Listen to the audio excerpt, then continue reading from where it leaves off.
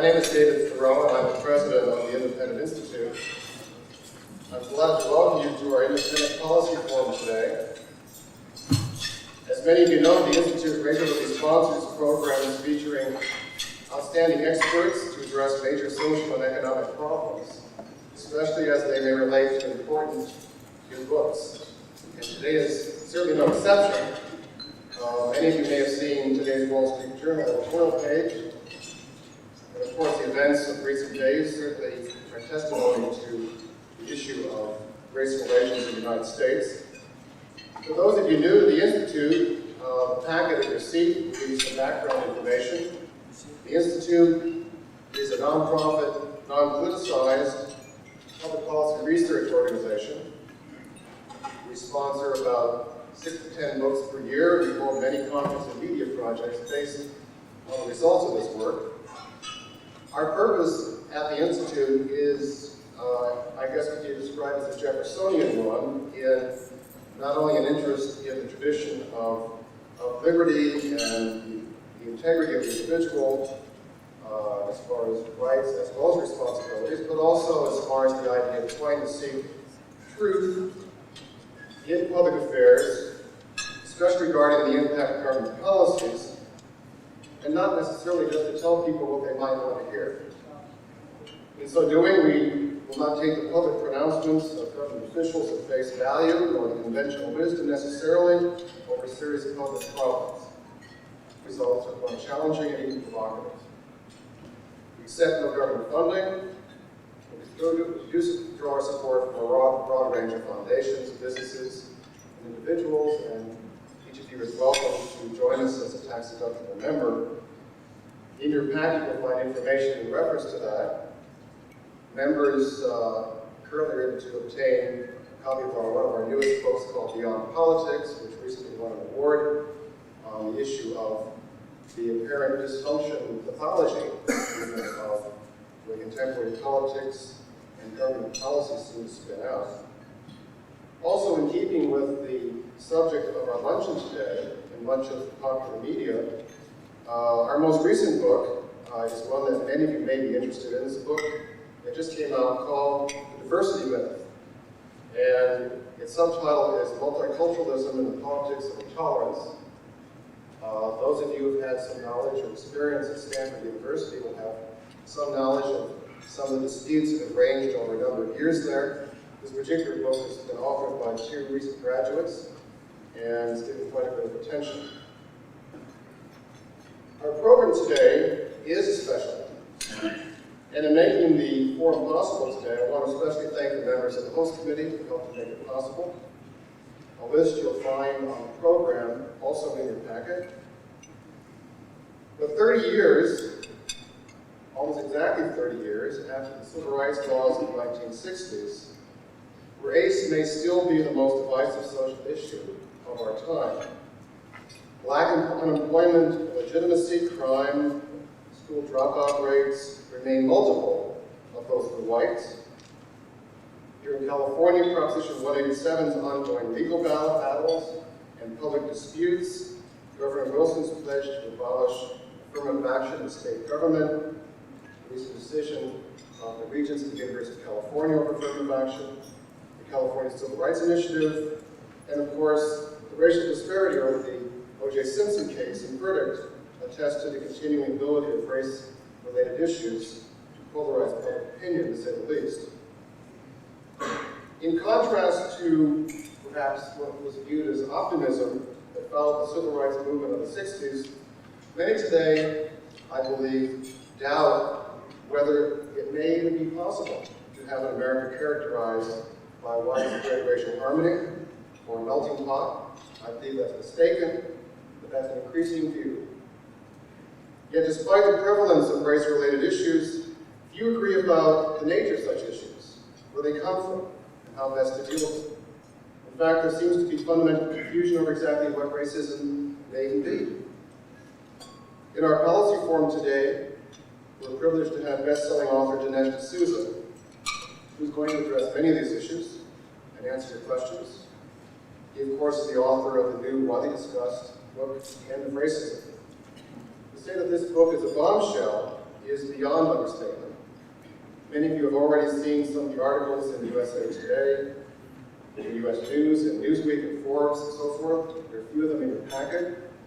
The book raises such questions as, is racial prejudice innate, or is it culturally acquired? Is it peculiar to the West, the United States in particular, or is it found in other societies? What is the legacy of slavery, and do contemporary African Americans, are they owed compensation for it, as well as other groups who faced traumatic racial treatment? Have government affirmative action programs helped or harmed minority groups, as well as the general public? Has the civil rights movement succeeded or failed to overcome the legacy of segregation and Jim Crow and other forms of racism? Can persons of color be racist? Is racism the most serious problem facing minorities, including Black Americans today? And if not, what is?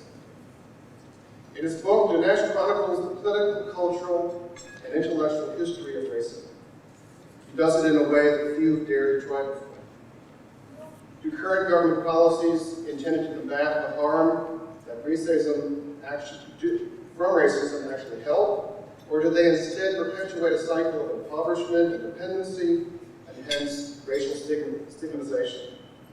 His book chronicles the history of racism, examines the failed policies that have helped spread it, offers a way out of the deadlocked debate about race, and tries to form principles, hopefully, to create a more harmonious, multiracial society. All of these issues revolve around fundamental concepts of what a free and civil society is and how it can be structured. Do we pursue the tradition of Jefferson and Madison and Tocqueville and Hayek, a tradition of equal rights under the rule of law, where individuals can pursue peaceful lives free of arbitrary coercion from others? Or do we base society on concepts that empower some, forcibly impose their aims on others, and in so doing, cast aside, perhaps, the idea of civil order? Dinesh D'Souza is the John M. Olin Research Fellow at the American Enterprise Institute.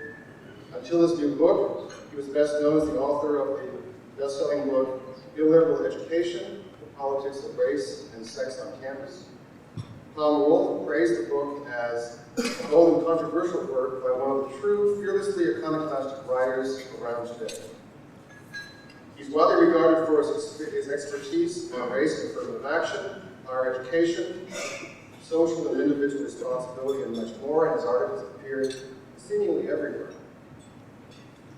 He also is a regular interviewee on such programs as Nightline, Firing Line, Crossfire, and many other national TV talk shows.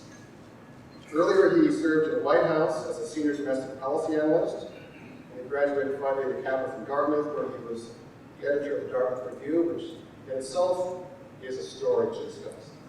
So, without further ado, I want to express my gratitude to have Dinesh D'Souza here, and hope that you'll welcome him with me.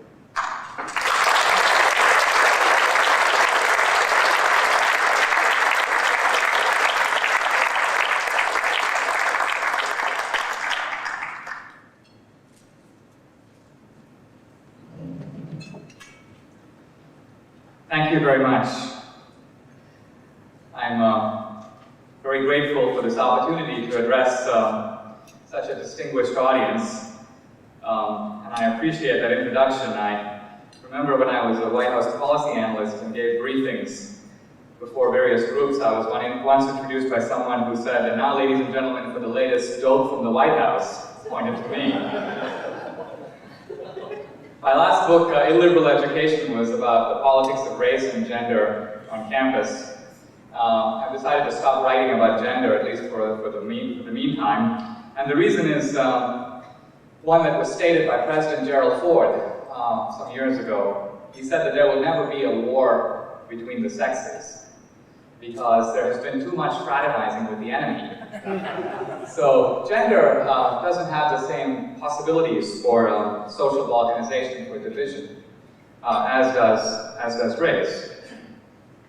A subject that is not only intruded upon our public culture, our public policy, we see it in the debate about affirmative action, but also in our popular culture. We see a mental gap that is very evident in the reaction to the Simpson verdict, for example.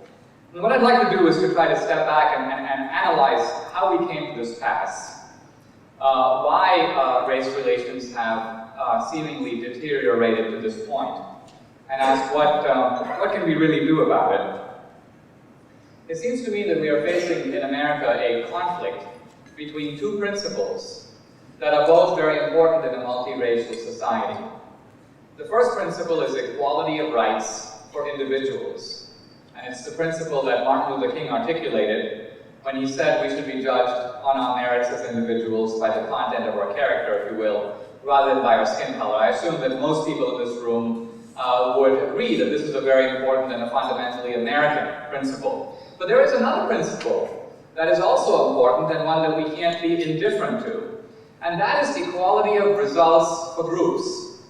Now, in a conservative audience, you will find many who say, well, I'm not sure I'm attached to that principle, at least not as enthusiastically. And yet, if we want to live in an inclusive society, a diverse society, in which some groups are not permanently ensconced at the top, and other groups are not permanently consigned to the bottom, in short, if we want to avert a racial caste society, then we cannot be totally indifferent to how groups, as groups, end up. We have to pay some attention to equality of rights for groups as well. And I think one of the problems is that equality of rights for individuals does not lead to equality of results for groups. This was illustrated not very long ago. You remember the regents of the University of California got together to outlaw racial preferences. And this generated an enormous uproar, an enormous controversy. And one reason it engendered such an uproar is because many studies have shown that if the University of California at Berkeley were to admit students solely based upon merit, solely based upon grades and test scores, and nothing else, virtually the entire campus would be made up of two groups, whites and Asians. Over 90% of the Berkeley campus would be composed of these two groups, and the percentage of African Americans or blacks at Berkeley would plummet to between 1/2 and 2%. Now, Berkeley, as you know, is a state university, and the deans, the admissions officers would be acutely embarrassed by a meritocratic admissions policy that produced such racially disparate outcomes. And so Berkeley has done what many other colleges have done, which is try to balance equality of rights for individuals with equality of results for groups. And it has done so by articulating a doctrine called proportional representation. Berkeley would like to have, as you know, a student body that roughly approximates the racial breakdown of the surrounding population. This, of course, is hardly a policy unique to universities. Proportional representation is indeed the fundamental premise of American civil rights laws. If you have a company here in the San Francisco area or in Washington, D.C., and you are sued for discrimination, the federal government, the Equal Employment Opportunity Commission, will come to your door and say, look, why is it the case that you have only 3% of Hispanics on your payroll when Hispanics are 8% in the surrounding population or in the relevant population? In other words, you are presumed to be guilty of illegal discrimination. Why? Because the assumption of our laws and our policy is that if you were not discriminating, then Hispanics who are 8% in the surrounding population would indeed be roughly 8% at your company as well. And I'd like to step back for a moment and ask an interesting question. Where does this strange assumption come from? Where does the expectation of proportional representation derive from? Historically, proportional representation developed as a logical expression of the philosophy of cultural relativism. Cultural relativism is an academic, a pointy-headed term for a simple idea. By it I mean nothing more than this. All cultures are basically equal. No culture is superior or inferior, better or worse than any other. This notion of cultural relativism developed in the early part of this century in order to combat the old racism. The old racism was based upon a doctrine of human hierarchy. The old racists basically said, look, all human beings pass through 3 stages: savagery, barbarism, and civilization. And they argued that, in effect, only whites are suited, are capable of civilization, and all other groups are consigned to some lower rung on this civilizational ladder, stuck somewhere between barbarism and complete savagery. And this old racism, which was a very unique and novel development in the history of the world, arose, I argue, to explain a large gap of material and technological and civilizational development between the West and the rest of the world. If you look at the ancient world, in the year 1500, for example, you would see many cultures, many civilizations. Perhaps the most advanced civilization of the time was the Chinese, most advanced in learning, in exploration, in technological development, and so on. Perhaps the second most advanced civilization of the time was the Arab Islamic civilization. But something very interesting happened starting in the year 1500 and culminating in the 19th century, which is that one civilization, that of Europe, which was by no means the most advanced culture in the world before that, began to advance rapidly, began to grow economically, politically, militarily, technologically, advance in learning and discovery, so that it was able to map and plot and explore and subdue the other cultures of the world taken together. So that 100 years ago, for example, European civilization controlled about 90% of the real estate on this planet.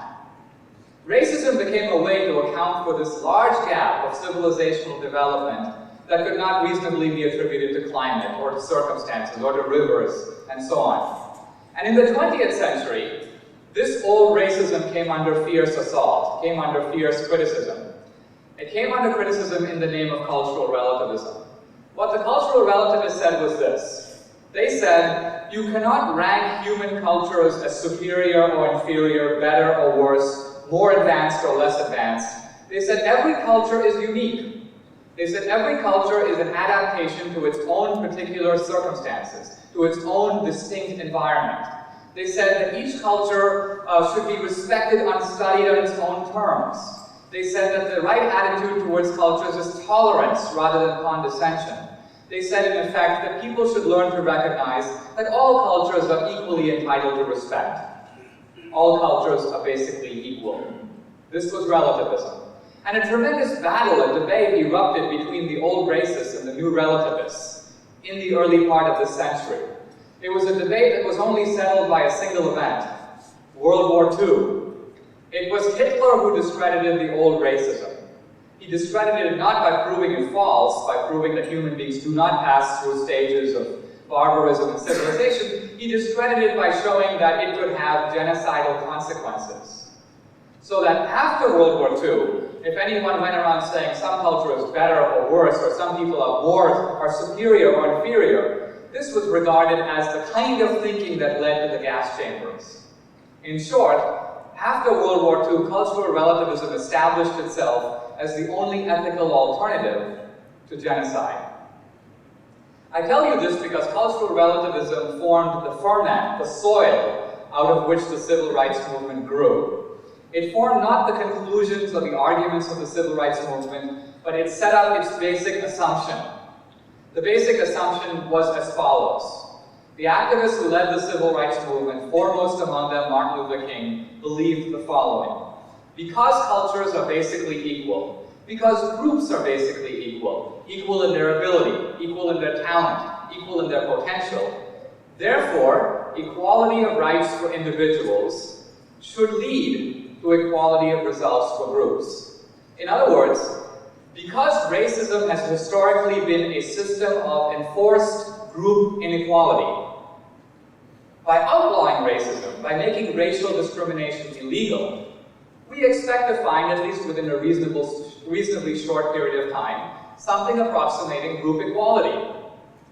This was the cardinal assumption of the civil rights movement, and I argue in this book that it is this assumption that equality of rights for individuals will lead to equality of results for groups that has been proven false.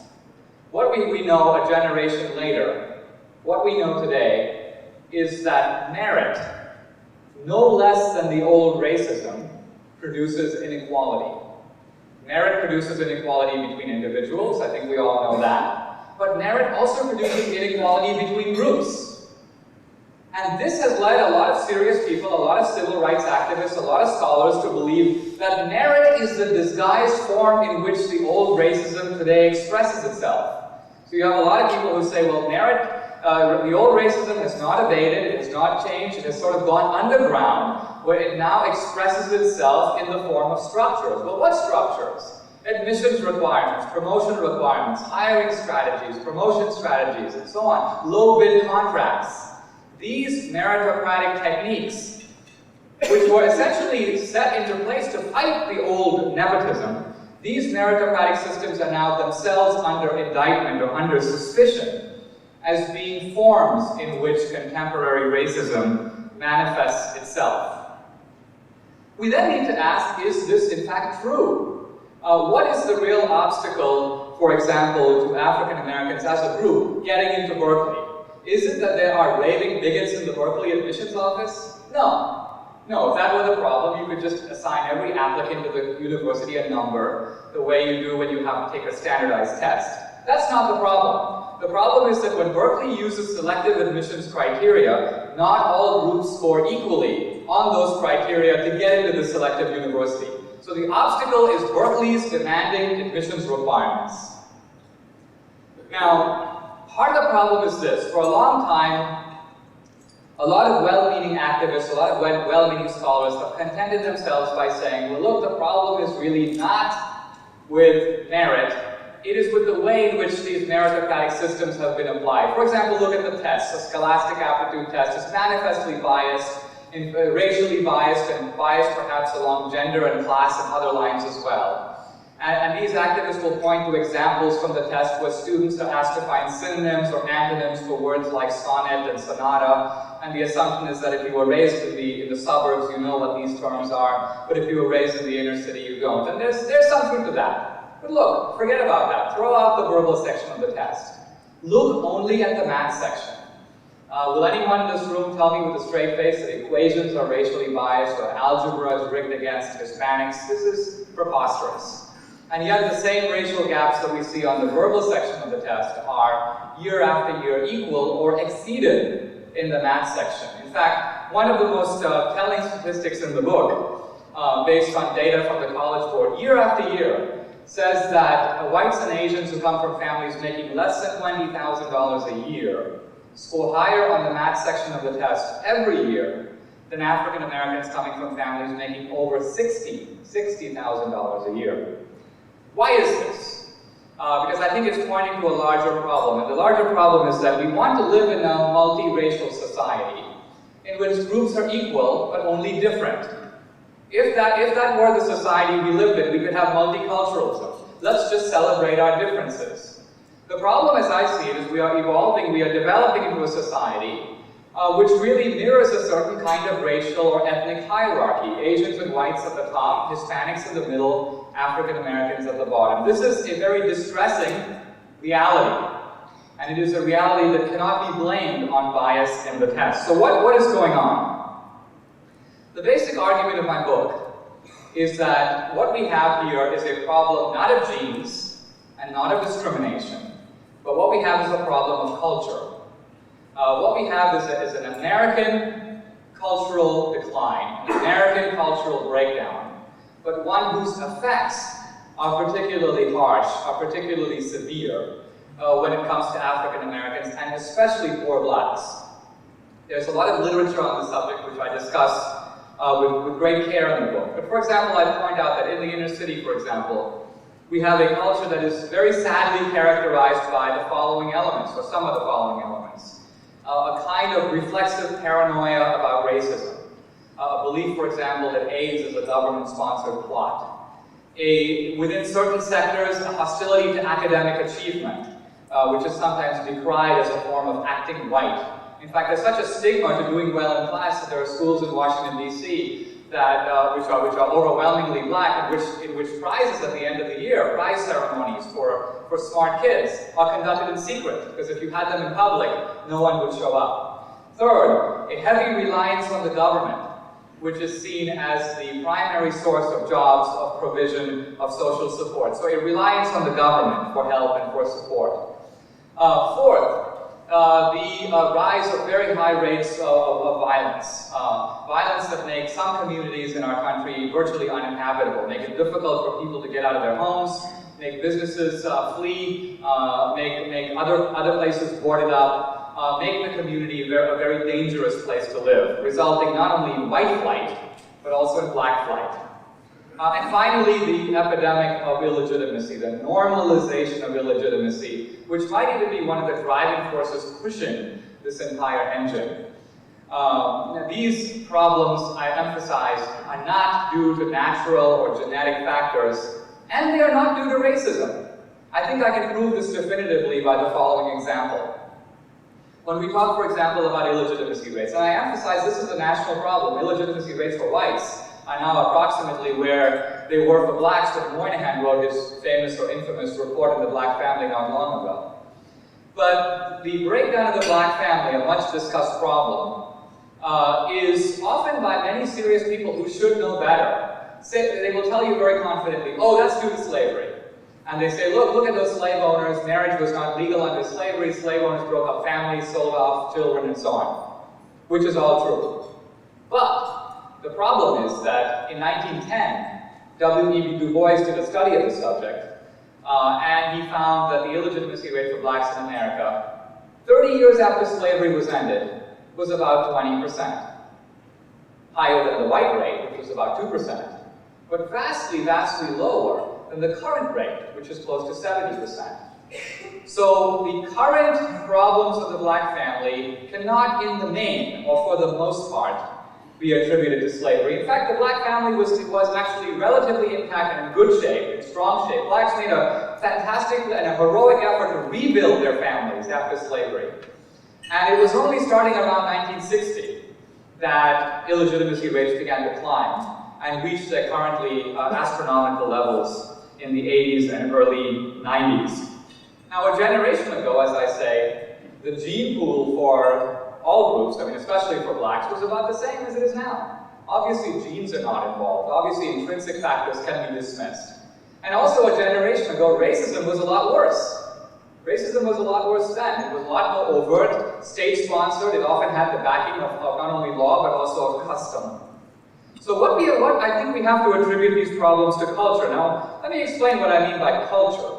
What I mean by culture is that groups can develop an oppositional culture that represents a sensible and intelligent adaptation to historical circumstances, and yet one that is in some ways today a liability. I'll give an example from my own country. When my parents were growing up in India, the Indians developed a culture of protest, which can be summarized by the following phrase: lie down on the railway tracks. This is the heyday of British colonialism, for example. And in my parents' generation, what the Indians would do to send the British home is they just go down, lie down on the railway tracks. They knew that the British were not like Hitler. They wouldn't keep the trains going. But they would stop the trains, and this would stop the empire. And it did. It did. A generation later, the 1990s, I go home to visit my family every 2 years or so. I go down, it's down in March, go down to the Bombay railway station. Sure enough, there are 10 guys lying on the railway tracks. So you say, what are you doing? And they say, well, see, we work at this factory down the street, and we want a 9% pay raise. They only want to give us 4%. And so we've decided to express our discontent by putting on these Gandhian robes and making our voices known. And the police and the politicians are immobilized. No one will pick these guys off the railway tracks because they are the true Gandhians. And my point is simply this: a culture that made sense and a cultural orientation that made sense a generation ago is an obstacle, is dysfunctional today. Let me give an example more specific to America, and it has to do with attitudes toward the government. More than any other group, African Americans are sympathetic to the government, look to the government as an important source of jobs, of rights, of education, and so on. Historically, many whites have viewed the government as the enemy of rights. If you look at the Founding Fathers' debates, the Bill of Rights says, Congress shall not do this, Congress shall not do that. Limitations on the government are regarded as the crucial way to protect the citizens' freedom and security. Well, for blacks, historical experiences prove the opposite. It was the federal government that ended slavery. It was the federal government that ended segregation. It was the federal government that was an employer of last resort for many blacks in this century. So it's not all that surprising that as a group, blacks tend to see the government more sympathetically than most other groups. And all I'm trying to say is that this cultural orientation, which made a lot of sense at one time, is today a liability. And why is it a liability? Because the record of the government in solving problems has been next to abysmal. Because the government no longer has the resources anymore. Because public confidence in the government in this democratic society is at an all-time low. And so you have a lot of guys marching on Washington all the time. The Million Man March, the anniversary of the Martin Luther King March. And I've been to all these marches. And they'll say, you know, we got to go to Bill Clinton and ask for 300,000 new jobs. Well, you know, I work in the White House. Bill Clinton does not have 300,000 new jobs. He has about 300 jobs, and most of them are taken. So that the orientation that looks to government is today not that effective. Meanwhile, other ethnic groups, and it's not any particular, it's the Cubans, it's the West Indians, it's the Koreans, are setting up in the inner city, setting up rotating credit associations, and within a generation, their daughters are valedictorians, they have moved to the suburbs. These cultural strategies are crucial. I quote the urban anthropologist Elijah Anderson, who discusses what he calls the two cultures of the inner city. A black culture of decency, characterized by millions of people who struggle to maintain intact families, get to work, live in safe neighborhoods, the majority of people. And on the other hand, what he calls a culture of irresponsibility, a culture characterized by drugs, by crime, by violence, by sex abuse, by illegitimacy, and so on. Who can deny that that culture also exists, and that it is also real? And this brings me to my main point, which is that we are now in a liberal dilemma. And this is the liberal dilemma. Cultural relativism, which has historically been a very effective weapon for toppling the old racism, for destabilizing the old racist hierarchy. This cultural relativism is now a millstone around our necks, because it makes it impossible for us to proclaim as a society that some cultures are simply better than others. It makes it difficult as a society to say that we are going to encourage and strengthen, both as a matter of public policy and civic duty, cultures of decency, and we are going to work to undermine cultures of irresponsibility. So relativism, once adaptive itself, is now maladaptive. And I argue that we should get rid of relativism. Forget it. The old racists maintained that you could rank cultures hierarchically, and that this ranking was due to biology. Liberalism has been based on denying A. You can't rank cultures hierarchically. All cultures are equal. I'm saying we should admit A, but deny B. We should admit that in a functional sense, yes, obviously some cultures are better than others, better at getting certain things done. But this is not due to biology. There's nothing about our innate characteristics, about the content of our chromosomes that makes us act in a certain way. Of course not. I think what we need is twofold. We need a colorblind public policy, what I call separation of race and state. Get the government out of the race business and stop playing favorites with citizens. And on the other side, we need a cultural strategy that is spearheaded by the private sector, but that is also spearheaded with leadership within the black community. And this cultural strategy is aimed at raising the cultural standards of all Americans, but also with particular benefits for African Americans, so that African Americans can compete effectively with other groups. And I've been criticized by a couple of black conservatives who say, in effect, look, we agree with you on point one. You're right about affirmative action. That's gone too far, etc. But we don't think you should be talking about culture, especially about African American culture. That's a very unpleasant subject. Let's not talk about that. But here's the problem. If conservatives embrace the colorblind society, but pay no attention to culture, we will find ourselves in a tremendous trap. The trap is this: equality of rights for individuals would immediately lead to dramatic inequality of results for groups. I don't think most of us in this room want to live in a society. I don't think most of us in this room want to have a Berkeley campus where there are virtually no blacks, or an MIT where there are virtually no blacks, or certain professions where blacks become very scarce. A strict commitment to colorblindness would begin to produce this inequality, not just on account of the old racism, but also on account of merit. I am fully convinced that blacks can compete effectively with other groups. In this sense, my book, I think, is a tough book, because it faces painful realities. Tom Sowell, who's compared the book to Gunnar Myrdal's American Dilemma, says that The End of Racism is a heartbreaking book, because the truth is heartbreaking. but only if you face up to it can you begin to address these problems. I think if we have this two-step strategy, it will allow conservatives who have been on the weak end of the race debate, having a very poor record of supporting many of the civil rights initiatives that blacks have come to depend on, and other groups too, or those of us who are persons of color, we have benefited too. No question about it. I think it's time for conservatives to take the leadership in the race debate, and the way to do it is to propose a strategy that offers some hope for working. If our problems are in our genes, there's nothing we can do about them. We are condemned to fatalism. If the problems of blacks or any other group are due to white racism, we are also condemned to fatalism for the following reason. I don't know of any new ways to fight white racism that are going to improve black test scores, increase black savings rates, increase black rates of business formation, strengthen black families, reduce black and black crime. These problems are due to the historic legacy of racism, but they have taken on a cultural life of their own. And I'm simply arguing that as a society, in a compassionate way, these problems should be tackled head on. I don't claim to know all the answers.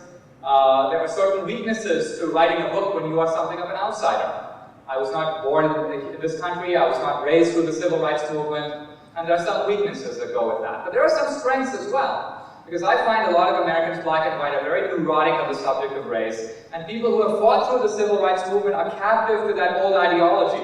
They cannot see ways in which the world has changed. And I'm sure if we brought Alexander Solzhenitsyn into this room and asked him, what do you think is the most serious problem facing Russia? He would say, maybe, the return of the Bolsheviks.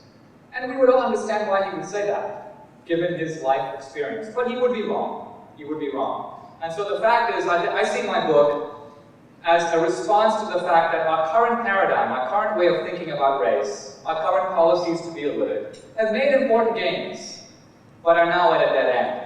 We now have more polarization than ever. We live in a more racially intoxicated society. King's dream of a colorblind society seems more distant than ever. For this reason, I think we need less political correctness, more of a willingness to turn assumptions into questions, to ask questions that were not asked and didn't need to be asked 5 or 10 or 20 years ago. It's that project that I undertake in this book, and that's why I urge you to read it. Thank you very much.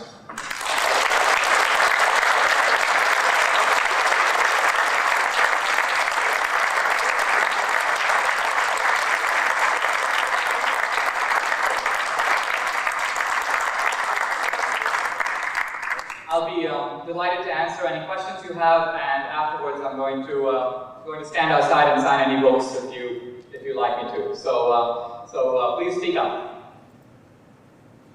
It seems to me one of the problems a lot of liberal supporters of affirmative action policies have is to use the paradigm of American society having 4 or 5 different racial or ethnic groups, but it really has 400 or 500.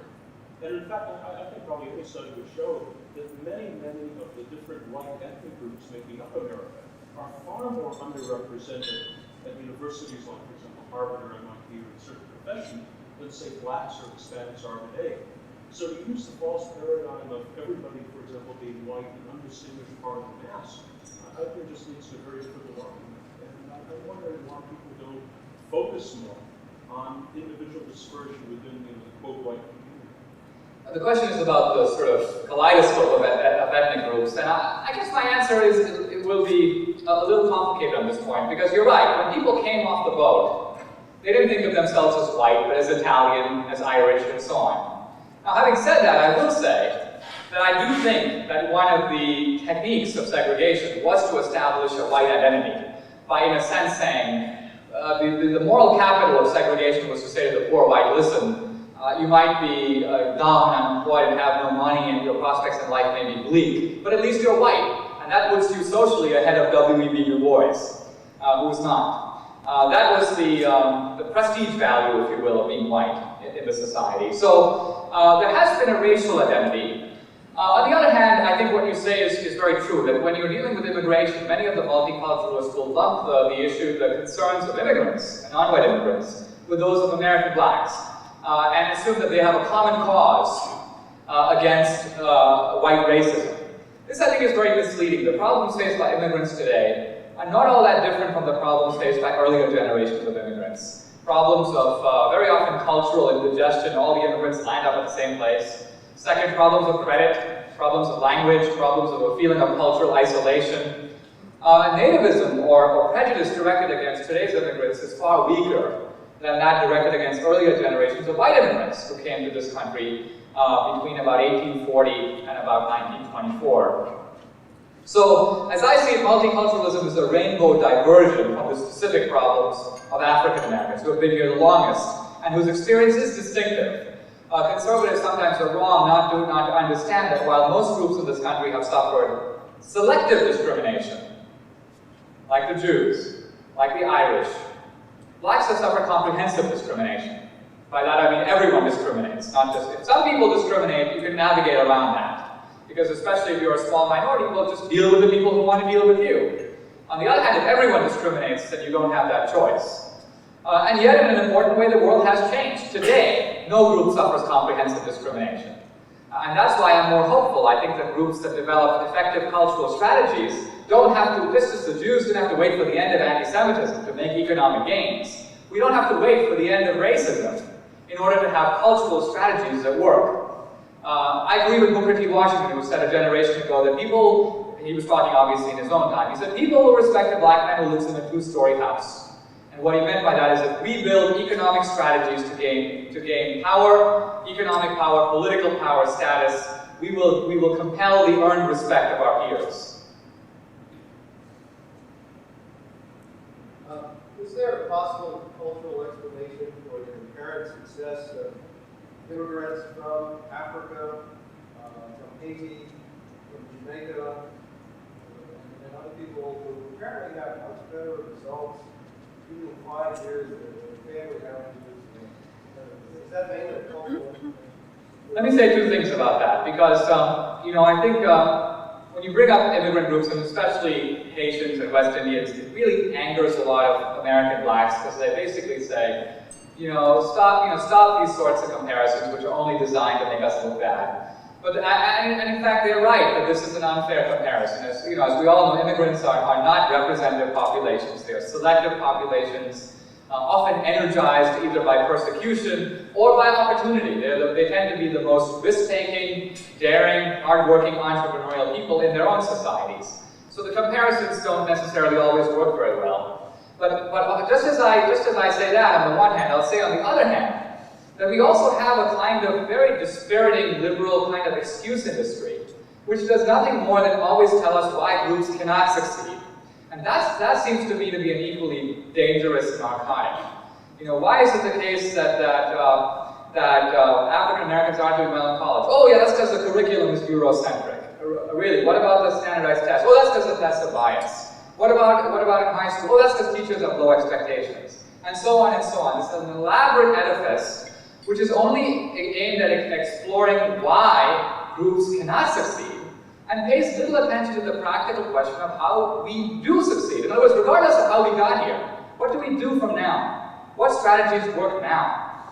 One of the nice things about culture is that you can change your culture. I mean, that's what's interesting. We've seen this all over the world. Look at Japan, a culture that is historically feudal, aristocratic, long guys with swords running each other through. Today in Japan it's pacific, it's entrepreneurial.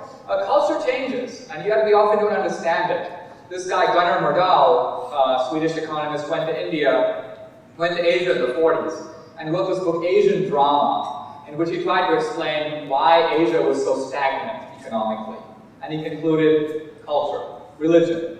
He says Hindu fatalism, Shinto indifference, Buddhist monasticism, and so on. Well, what's amusing about all this is that a generation later, today you open up the Harvard Business Review, you see, the Confucian ethic and the spirit of capitalism. So the same Confucianism has magically transformed itself. But the fact is cultures change. We see this, but the prerequisite for changing is you have to be willing to face problems. And I think that, in that sense, the liberal ideology that we have is destructive. Because it essentially is holding up a mirror that deflects and refracts and ricochets away from facing up to those problems. I think if we face up to those problems, we can make a lot of headway.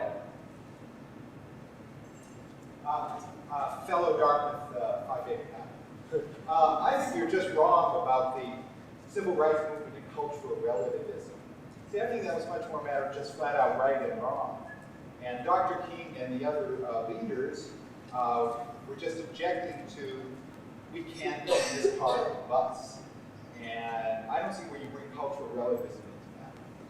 That's a good question, because I'm talking about something that is implicit. And I cite King, in the book I have references where I show that King didn't argue. See, King was not a relativist. I mean, morally he was a universalist. But his expectation was that equality of rights would lead to equality of results. And he says this repeatedly. He says, for example, he says something like this. He says, look, we are not asking for any kind of special treatment. We're not asking for any kind of compensatory programs. What we want is we want to be treated as individuals in this society and judged on our merits. And he says, if you do this, then what we will see in this society is, and I'm quoting here, privilege and property widely distributed between groups. So that's his expectation, that if you treat us as individuals, then all the good stuff in this rich and powerful society will begin to shake itself out. Everybody will get a piece of the pie. And that's kind of what I'm saying, is it's the failure of that to occur, at least not within a short space of time, that generated incredible impatience. Take something like Harvard Law School. The initial illusion of affirmative action was, listen, this is a problem of recruiting. You've got these old boy networks, and they all talk to each other, make decisions. So all we need to do is publicize opportunities, get people to apply so the best guy gets the job.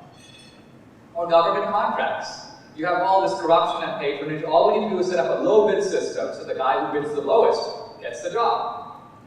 The problem is once you make a transition and embrace these meritocratic systems, grades, low bids, and so on, you suddenly realize that it's not producing the results you wanted. That the Harvard Law School black enrollment goes up from 7 to 40.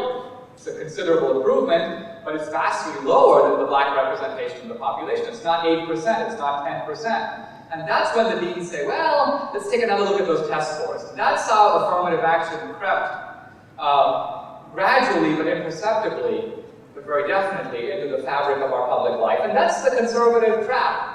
So if we establish colorblindness through policy or through law, we're back to where we were a generation ago. Equality of rights for individuals produces inequality of results for groups.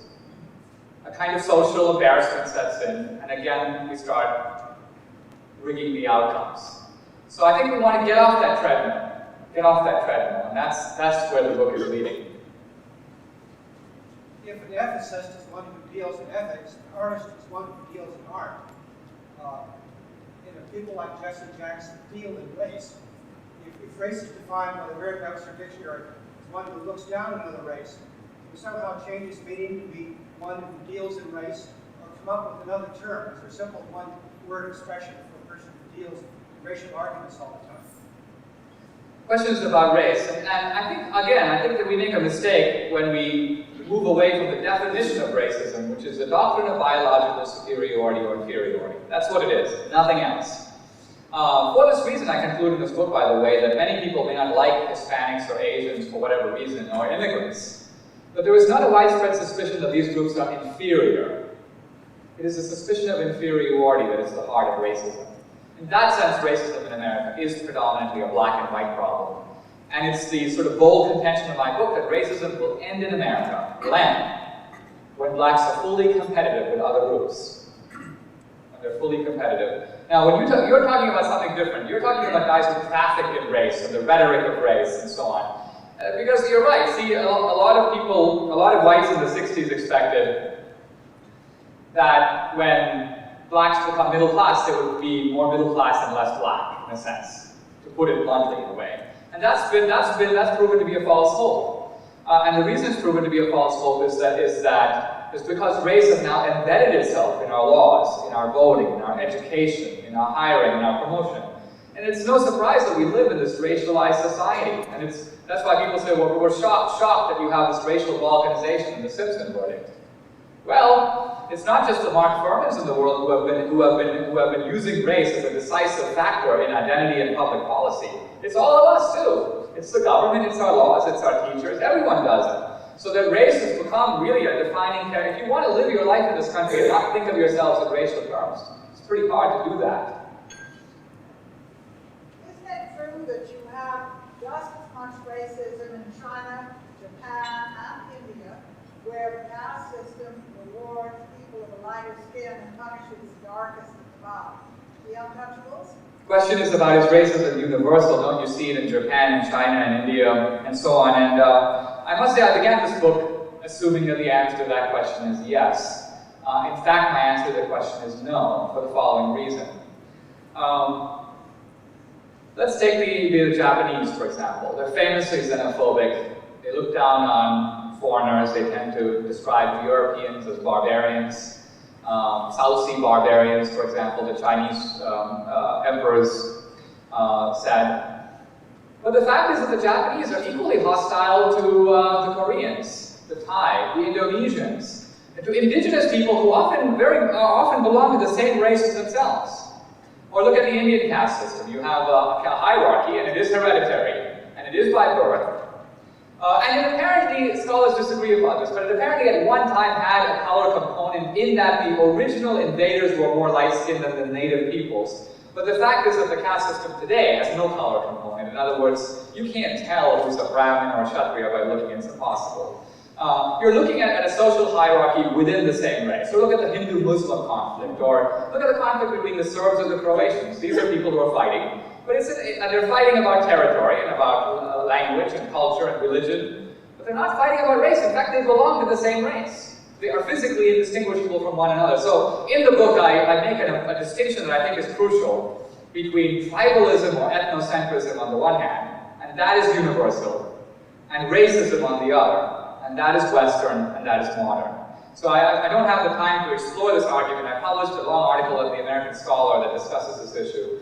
But it's something I explore with considerable care in the book. You believe that the immigration of poor from wherever, either legal or illegal, is hurting poor black for jobs, and if so, why haven't black leaders spoken out? The question is, has immigration hurt black opportunity, and why haven't black leaders spoken about this? It's a very interesting question. I think it's because what happened in the 60s was that the black leadership settled on a number of Faustian bargains that are crucial to understanding where we are today. One Faustian bargain was affirmative action. By Faustian bargain, I mean the following. Whenever you force someone to do something against their will, they're going to do it reluctantly, and they're going to do it subversively. So for example, if the government comes to your company and says, hire this guy. You don't want to hire him, but we think you must hire him. You're going to say, well, okay, I'm going to hire him, but I'm not going to put him on the front line. I'm not going to give him, I'm going to make him the vice president of diversity, or director of liaison, or something. In other words, I'm going to set up within my company an affirmative action cottage industry, if you will. And that's not a job that leads to CEO. So it generates frustration later. A second bargain was this. You had a lot of groups, for example, when the Voting Rights Act was debated, Hispanics came along and said, listen, we want to have some representation too. This was really outrageous because Hispanics in this country have always been classified historically as whites. In fact, when you had the anti-immigration laws in the 20s, the immigration laws were in a way very ineffective to some degree because they kept the Chinese out and they kept the Pakistanis out, but they let Mexicans in because Mexicans were, and in fact are, classified as white. So what the Hispanics decided in the 60s was, listen, you had the civil rights movement, let's piggyback on its gains. Let's get ourselves classified as some kind of ethnic or racial group. And they went into black leadership, and initially many black leaders said, no way, no way. But then others said, well, maybe there's an opportunity here, coalition politics. If we can multiply the number of groups that are claiming, in a sense, to be on the victimized rather than the victimizer side of the equation. In other words, if we can let in, for example, women, Hispanics, Asians, other groups, maybe we will have a more powerful, durable political coalition than if we are simply appealing to the moral conscience of whites. Maybe that window will only be open for so long, and we'll have to shift from appealing to the promissory note of Martin Luther King, which is essentially a check to be cashed against the Declaration of Independence, to coalition politics. So once that happened, you then had a new dynamic. And now it becomes very difficult for guys who are horse trading on the floor all the time to air their differences. So there are differences, and I think you see them on the street much more than you do among the civil rights leadership. Yeah, Dinesh, I was wondering if I could ask a question or make a comment. I'd like to know your opinion of Peter Grimalow's book, Alienation, if you agree with the premise that immigration is not so good for the country economically, And the comment I'd like you to elaborate on and explain, which I think is brilliant, like I think Thomas Sowell said that bigotry is free, but if you discriminate, you're imposing a cost on yourself, and that's why you don't see as much discrimination in the private sector as you do in the government sector, where they don't have to bear the costs of their discrimination. I'd like you to comment on that. The question is about whether bigotry. What was your first question? Do you agree with Peter Brimelow's book? Oh, right, Peter Brimelow's book. I have the following reaction to Peter Brimelow's book. I think that it is wrong to describe concerns about high levels of immigration as inherently racist. I think those concerns are frequently legitimate. Countries have a right to determine their composition. They have a right to determine who gets in and who gets to become a citizen. That's quite true. I also think that the problem of immigration today is the result of the breakdown of a kind of bargain or compact that existed for a long time in this country's history. And the bargain or compact was that the country can digest a relatively high level of immigration if you have a tempo of forced assimilation. By forced assimilation, I don't mean become an American or else, but rather a set of public policies that provide strong incentives and disincentives to assimilation, emphasizes the need to learn the common language, and a social ethic that applies a certain degree of social pressure to assimilate. Now, I have never been an advocate of total assimilation. I think that there's nothing wrong, for example, in having 100 different types of restaurants. And one can maintain cosmetic diversity. I could give this speech in a Gandhi hat or in a dhoti, but I doubt I could give it in Hindustani. So there's a distinction to be made between cosmetic diversity and the kind of diversity that fractures these uniting institutions of a society. I think that Brimelow is too pessimistic in that he doesn't recognize that compact can be restored. And if it is so that the American problem becomes more minor, it becomes one of regional indigestion. You have large numbers of immigrants essentially landing up in 3 states: California, Texas, and Florida. And it's tough for any society to absorb a large number of people in a short space of time. And that's why you have the situation where states that have low immigration tend to be very liberal on the subject, and states that have high immigration have become much more conservative. But I'm generally an optimist on the subject of immigration. I think the country can take a lot of immigrants, but it needs to take a certain type of immigrant, but I don't mean a racial type. Brimelow is a little equivocal on this point, the link between race and culture. I think that it's essential to sever that link and to emphasize culture, not race. And second, I think that there should be an emphasis on our common culture so that our diversity, St. Augustine was right about this. He said in essential things, diversity, and unity. In inessential things, diversity. And in all things, charity. Let's take maybe 2 more questions, and then I'll be happy to stand outside and answer. Maybe people who haven't asked before. Go ahead. Yes, it seems like after each riot, we have lots of Florida, the issue is jobs in the black community. And people often hold up a newspaper and say, well, look at all these opportunities, and the black leaders belittle the entry-level jobs. And what I've observed, I wonder if there was an additional stigma that you observed in your research, besides acting white, is a reluctancy to take entry-level jobs, which a lot of immigrants will come in. We hear stories all the time. We started with one. Right. They own 4. The question is, right, entry-level jobs. And see, again, you're getting back to this comparison that frustrates a lot of people. And I make a distinction in the book between 2 things: discussing how we got here and discussing what we should do about it. Okay? Now, in discussing how we got here, you have the following situation. Most immigrants are in a very unusual position. They come from societies where you're paid 25 cents an hour. They come to the United States and McDonald's is willing to pay you $5 an hour. This is a major pay raise. And so a lot of people are willing to work 10 hours a day at McDonald's for $5 an hour. Now, blacks have been in this country. They know that $5 an hour is the bottom of the ladder, not the middle or the top. And so the level of expectations is different. But so far, all we have explained is how we got here. You're absolutely right that once we've explained that, it's still important to recognize that most people, in fact, a lot of college students in suburbs, learn basic job skills by working for McDonald's. The first thing you learn when you go to McDonald's is that you've got to be there at 8 a.m. You've got to punch in your clock on time, punctuality, simple thing. Second, take instructions. Someone's going to tell you, listen, stop doing this and start making fries. Here's my point. I remember after the riots, I watched Ted Koppel, and he had a bunch of gang members on. He was talking to them. These guys were joking about, sexual conquests and drugs, and one guy was boasting about how many people he had killed and so on. And then you have some guy from the administration saying, I think we need a jobs program. And you only have to look at these guys for 1 second to see, these guys are not going to be showing up for 9-to-5 jobs at Procter & Gamble at a state that was ridiculous. The basic techniques of civility, punctuality, taking instructions, coping with boredom, these civilizational virtues have been depleted. They need to be rebuilt. So I don't disagree with guys like William Julius Wilson who say jobs, opportunities, but I say the other side is also important, which is culture, orientation, skills, preparation to be able to take advantage of opportunities. Let's take one more question. I'd like to wrap up. Go ahead. Yes, I'm just tracing out your argument. I'm not really commenting on it. I'm just trying to make sure I understand what you're saying.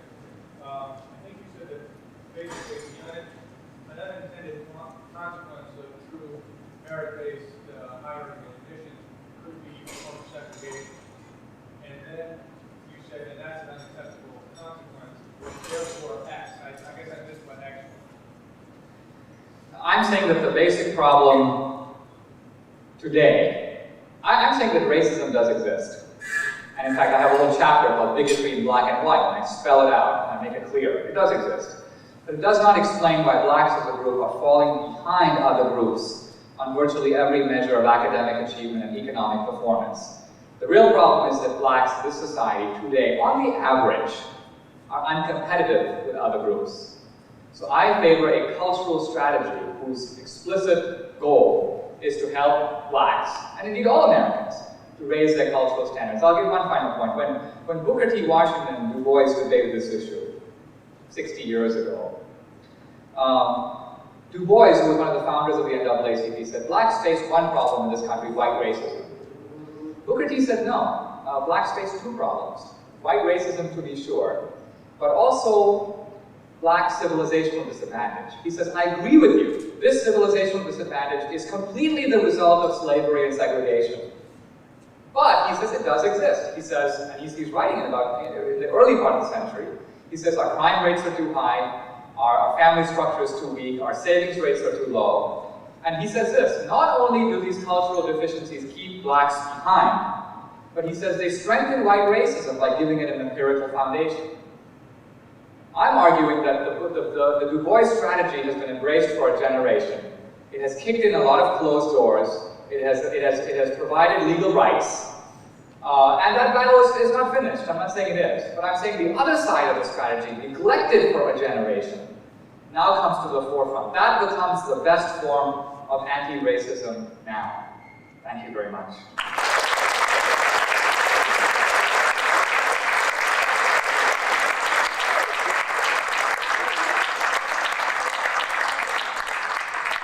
Thank you so much, Dinesh. As you can see, this book is opening with a few ideas.